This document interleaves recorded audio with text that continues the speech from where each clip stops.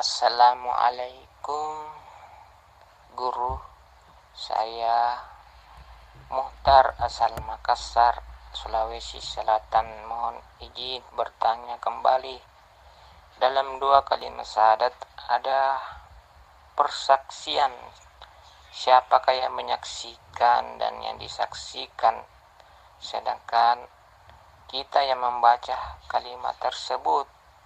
Dan apabila yang menyaksikan dan yang disaksikan adalah sama, apakah perlu saya membedakan antara satu dengan yang lain? Sedangkan diri yang syair ini menyatakan keesaan antara Allah dengan Muhammad. Mohon penjelasan guru. Semoga saya tidak keliru. Wassalamualaikum warahmatullahi wabarakatuh. Waalaikumsalam warahmatullahi wabarakatuh. Bismillahirrahmanirrahim. Ashhadu an la ilaha illallah wa ashhadu anna Muhammadar Rasulullah. Allahumma sholli ala Sayyidina Muhammad wa ala ali Sayyidina Muhammad. Rabbi shrah li sadri wa yassir li amri wahlul 'uqdatam min lisani yafqahu qawli. Amin. Bismillahirrahmanirrahim. Pertanyaannya, apakah bisa dibedakan di dalam persaksian kepada Allah? Alhamdulillahirabbil alamin. Untuk mengkaji persaksian dan penyaksian, maka kita dudukkan posisinya dulu.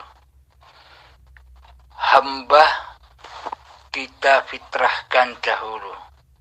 Bagaimanakah fitrahnya manusia?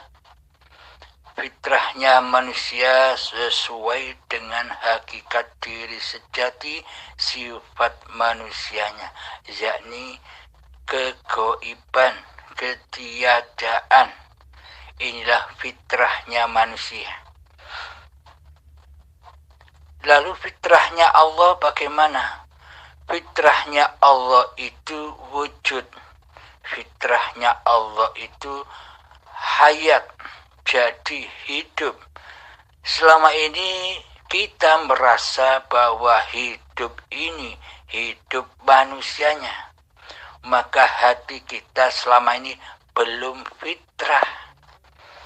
Karena selama ini kita tidak terasa telah mengaku-ngaku jadi Allah. Kita tidak terasa seluruh sifat-sifat Allah kita akui sebagai sifat diri kita. Inilah yang dimaksud selama ini kita belum fitrah kepada Allah. Bagaimana mungkin kita bisa beribadah dan mengabdikan diri kepada Allah, sementara diri kita belum fitrah, belum kembali ke asalnya, yakni masih pengakuan diri manusia kita yang kita tuhankan daripada pengakuan diri Allahnya sebagai pencipta diri manusia kita. Yang dikatakan bertuhan mestinya kita abdikan semuanya kepada Allah sebagai pencipta diri kita. Namun selama ini kitalah yang seolah-olah menjadi Allah karena Allahnya gaib. Bagaimana mungkin kita mau mengabdi? Bagaimana mungkin kita mau menyembah Allah, zat pencipta diri kita, sementara Allah kita gaibkan kewujudannya.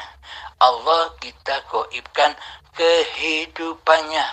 Allah kita gaibkan kekuasaannya di hati kita selama ini. Apakah ini yang disebut bertuhan? Nah, Anda bisa menilai sendiri. Jika kita bertuhan, mestinya yang paling wujud yang paling hidup, yang paling berkuasa atas diri manusia kita, atas diri badan ini tentunya ya penciptanya dong. Allahnya dong, yang maha wujud, yang maha hidup, yang maha berkuasa atas seluruh gerak laku badan-badan ciptaannya ini.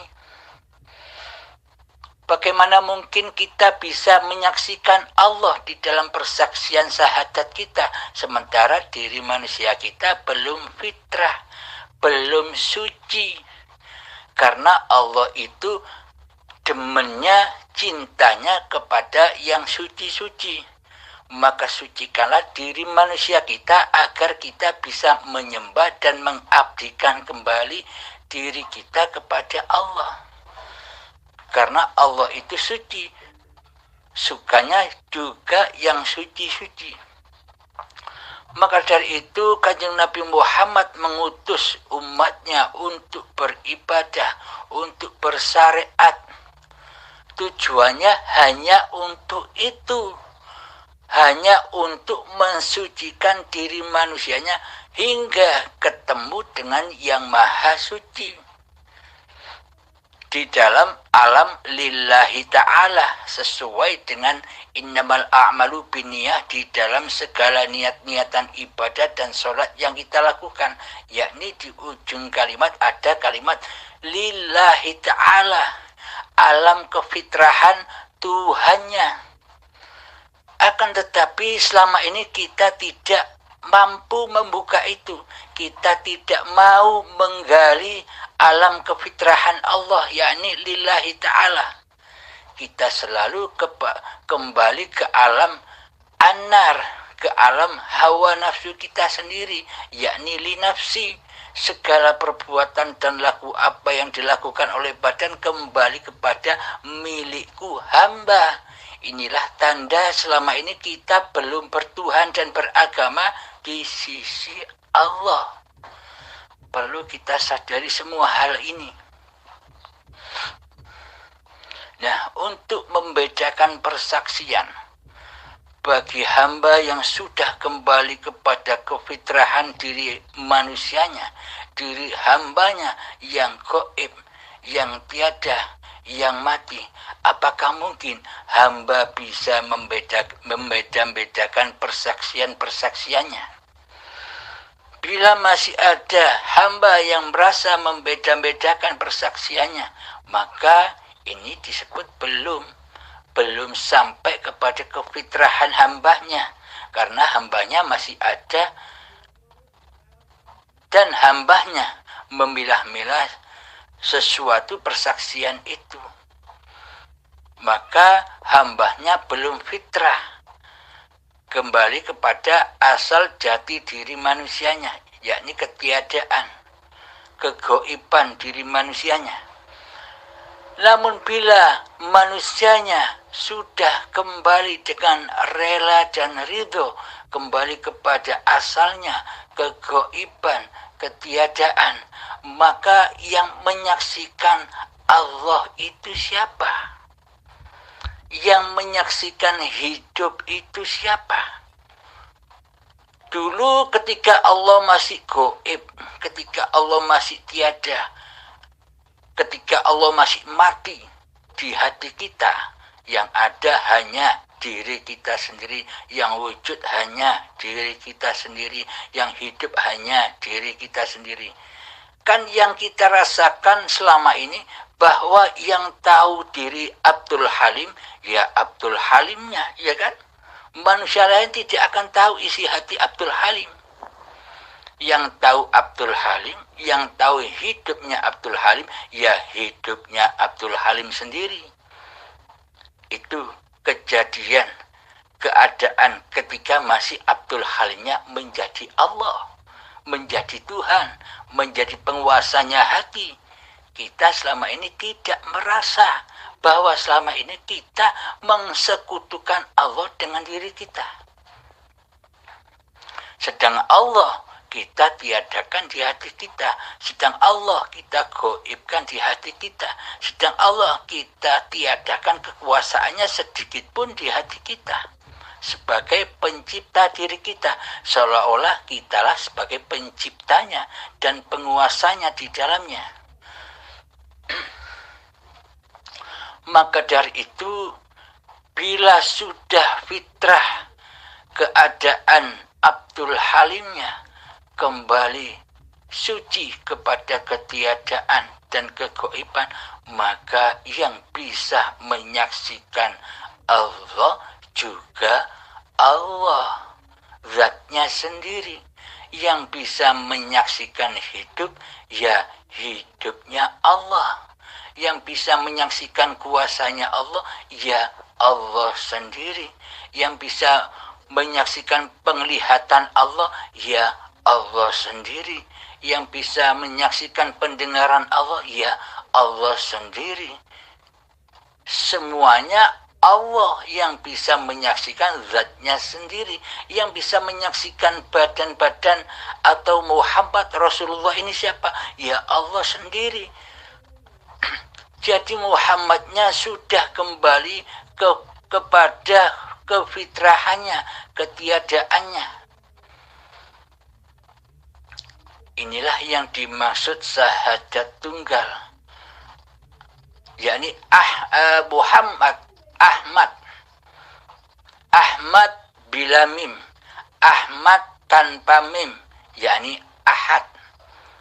Ketika Muhammad masih ada, maka kita menyaksikan hidup dan badan ini satu padu beraktivitas di dalam kehidupan ini. Jadi penguasanya ya Allah sendiri, yang mengutus Muhammad Rasulullah, yang mengutus badan ini untuk berlaku segala keadaan yang diperlakukan oleh penciptanya. Maka inilah yang dimaksud asyhadu an la ilaha illallah wa asyhadu anna Muhammad Rasulullah. Yakni di dalam hati menyaksikan hiduplah yang mempergerakkan badan. Ini masih dua kalimat syahadat. Untuk mencapai puncaknya, dengan kita merealisasikan, mengistiqomahkan, melanggengkan syahadat dua kalimat syahadat ini, nanti kita dituntun sendiri. Yakni Allah lah yang menuntun, Allah lah yang menunjuki jalan-jalan lurus kepada Allah. Jadi ketika kefitrahan diri manusia kita terjadi, kegoiban diri manusia kita terjadi, maka disitulah Allah membimbing manusia-manusia yang sudah rela dan ridho kembali ke alam fitrahnya, ke alam ketiadaannya, ke alam kegoibannya, bahwa yang wujud atas alam semesta ini hanyalah Allah. Selama ini kita hanya bisa berbicara demikian. Yang wujud hanya Allah di dunia ini, yang berkuasa hanya Allah di dunia ini. La haula wa la quwata illa billahil aliyil azim. Terputuslah kekuasaan manusia di dalamnya. Akan tetapi selama ini kita hanya omong kosong doang. Kita hanya dusta di hati kita doang selama ini. Karena kita belum mengaplikasikan apa yang ada di dalamnya. Maka dari itu, bila kita ingin membuktikan pembuktian demi pembuktian keadaan ketauhidan dan keimanan kita di dalam Islam, karena Islam itu tauhid. Tanpa tauhid, tanpa mengesahkan Allah di dalam hati kita, itu bukan disebut Islam. Perlu Anda ketahui bersama. Jika tanpa hati mentauhidkan dan mengesahkan Allah di hati kita, itu namanya belum syahadat di sisi Allah. Meskipun di sisi manusia sudah bersyahadat. Coba kita pikirkan. Anda, kita, saya beragama itu untuk manusia ataukah untuk Allah? Kita beragama dan beribadah sholat selama ini untuk manusia ataukah untuk Allah? mempersembahkan diri kepada manusia ataukah mempersembahkan diri kita kepada Allah. Nah, ini tolak ukurnya. Yang bisa menyaksikan hati kita masing-masing adalah diri kita sendiri. Bagaimana keadaan hati kita selama ini kepada Allah? Kita menjadi Allah ataukah kita menjadi hamba Allah? Bisa kita perhatikan, bisa kita lihat sendiri, kita saksikan sendiri bagaimana keadaan hati kita. Karena yang mengetahui hati manusia adalah manusia itu sendiri. Qiyamuhu binafsihi, hanya masing-masing diri manusianya lah yang tahu atas keadaan hati dirinya sendiri. Maka dari itu Allah juga menunjuki hati hamba-hambanya. Allah pun juga mensesatkan hati hambanya dari jalan fisabilillah. Jadi kita bisa koreksi di dalamnya.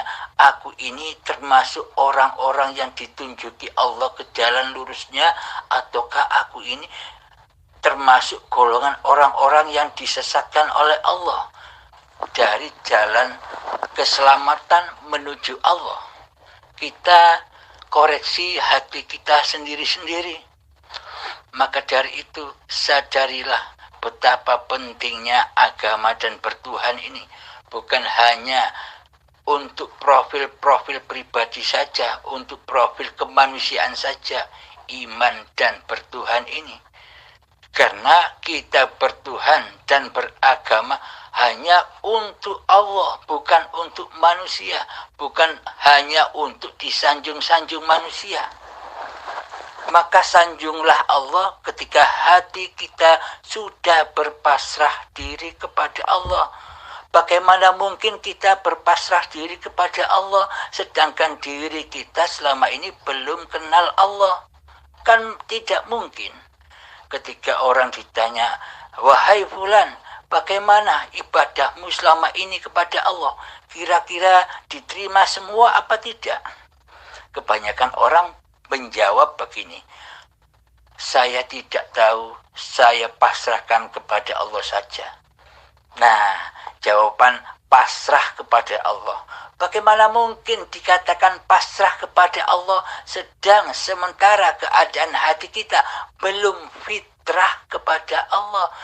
Di dalam hati kita keadaannya masih menjadi Tuhan daripada Allah, merasa diri yang paling wujud daripada wujudullah. Bagaimana mungkin bisa pasrah? Maka pasti semuanya akan jatuh pasrah kepada hawa nafsu kita sendiri, dibakar di dalam anarnya hawa nafsu kita sendiri selama ini. Maka dari itu marilah kita sadari bersama bertuhan dan beragama ini, karena untuk inilah manusia dicipta, hanya untuk menyaksikan Allah, hanya untuk mengabdi kepada Allah. Wa ma khalaqtul jinna wal insa illa liya'budun. Tidak kuciptakan jin dan manusia hanyalah untuk mengabdi kepadaku, hanyalah untuk menyaksikanku sebagai Tuhan, tidak untuk menjadi Tuhan. Selama ini kan kita yang jadi Tuhan. Allah kita gaibkan, malah diri kita yang berasa jadi Tuhan, yang berasa wujud, yang berasa hidup, yang berasa berkuasa. Tapi kita tidak menyadarinya selama ini, karena mata hati kita selama ini buta. Karena mata hati kita selama ini hati yang keras melebihi kerasnya batu, sehingga digodok di anarnya hawa nafsu selama ini. Kita selalu takut dan bingung menghadapi persoalan-persoalan dunia, karena kita disiksa di dalamnya. Selagi kita mencintai sesuatu, maka kita akan disiksa di dalamnya. Alhamdulillahirabbil alamin. Jadi pada inti pertanyaannya, jika masih ada penyaksian-penyaksian diri hambanya yang merasa bisa menyaksikan, yang masih merasa wujud, yang masih merasa hidup, maka persaksian-persaksian itu bohong, dusta. Bila hambanya belum fitrah, belum kembali kepada ketiadaan diri hambanya, kegoiban diri hambanya. Jadi pada intinya fitrah itu ketika keadaan hati sudah terbalik. Dulu Allahnya goib, dulu Allahnya tiada, dulu Allahnya mati, yang hidup hanya diri manusianya, maka baliklah keadaan itu. Kini Allah lah yang hidup, hidup ini Allah lah yang nyata di dalam hati kita sebagai penguasa dan raja singgasananya hati. Nah, ketika itu pula goiblah keberadaan diri manusia kita, tiadalah kekuasaan diri manusia kita di hati kita, yang ada hanya Allah. Jadi inilah yang dimaksud persaksian, yang bisa menyaksikan Allah ya zatnya sendiri, hidupnya sendiri, yang bisa menyaksikan kekuasaan Allah atas badan-badan ini ya Allah sendiri. Lalu ada timbul pertanyaan di kalangan manusia, kalau sudah hidup ini Allah, berarti Allah bebas melakukan segala sesuatu, meskipun itu kemungkaran di sisi manusia. Memperkosa, merampok, mencuri, Allah bebas dong. Nah, ini bagi orang-orang yang belum sampai imannya kepada Allah. Bagaimana mungkin manusia bisa melakukan itu semua tanpa Allah yang menggelar jagat raya ini?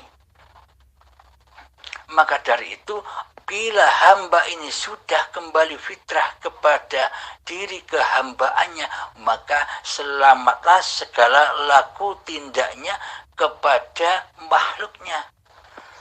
Karena keberadaan diri hambanya sudah fitrah, sudah tiada. Maka Allah lah sebagai penguasanya, bukan makhluknya yang merasa berkuasa. Maka dari itu bila kemanusiaannya sudah fitrah kembali, maka muncul ayat al-insanu sirri wa ana sirruhu. Manusia itu adalah rahasia dan akulah rahasianya. Kata Allah demikian, manusia, badan-badan manusia itu hanyalah bayangan-bayanganku. Yakni badan-badan manusia ini adalah seluruhnya bayangan hidup. Hiduplah yang memakai bayangan itu. Seperti baju ini akan bisa bergerak bila kita pakai. Bila baju ini tidak kita pakai, maka baju itu tak bisa apa-apa, seperti mayat. Akan tetapi bila kita pakai baju ini bisa ada di sini, bisa ada di Jakarta, bisa ada di Malaysia, bisa ada di Mekah, ketika baju dipakai oleh sang pemiliknya. Akan tetapi bila baju itu tidak dipakai oleh sang pemiliknya, maka baju tidak bisa apa-apa. Akan tetapi selama ini iman Islam kita hanya memandang bajunya, bukan memandang siapa pemilik baju itu. Maka mungkinkah manusia bisa menyaksikan Tuhannya, sementara di hatinya hanya memandang bayangan-bayangan baju itu saja, sedang di hatinya masih duduk manis di dalam syariat kemanusiaannya, tidak beranjak menuju kepada syariat Tuhannya sebagai penguasa diri manusianya. Alhamdulillahirabbil alamin. Semoga penjelasan yang singkat ini bisa memahamkan diri saya terutama dan kita semua pada umumnya. Karena pada hakikatnya tak mungkin Abdul Halim, sosok manusia Abdul Halim ini bisa berkalam-kalam seperti ini tanpa dia yang rahasia, Tidak mungkin. Abdul Halim ini cuma mayat yang diperjalankan. Abdul Halim ini sebagai yang diutus hidup. Sama halnya dengan Anda semua, hanyalah diutus hidup. Anda tidak akan bisa berlaku apa-apa. Jangankan berlaku apa-apa, berkedip mata saja takkan bisa. Menggerakkan tangan saja takkan bisa tanpa dipakai oleh pemiliknya, yaitu Hayatullah. Jadi yang bisa memaparkan Allah, ya Allah. Yang tahu rahasia Allah, ya Allah. Jangan sekali-kali Anda memandang sosok Abdul Halimnya yang mampu bisa menceritakan seperti ini. Janganlah Anda memandang sosok Abdul Halim manusianya yang bisa mengetahui rahasia-rahasia Allah. Anda akan tertipu, Anda akan terhalang oleh sosok kemanusiaan Abdul Halimnya bila Anda menyaksikan kulitnya. Jadi saksikan isinya, menyaksikan isinya, saksikan isinya. Siapa hakikat di dalam Abdul Halim ini?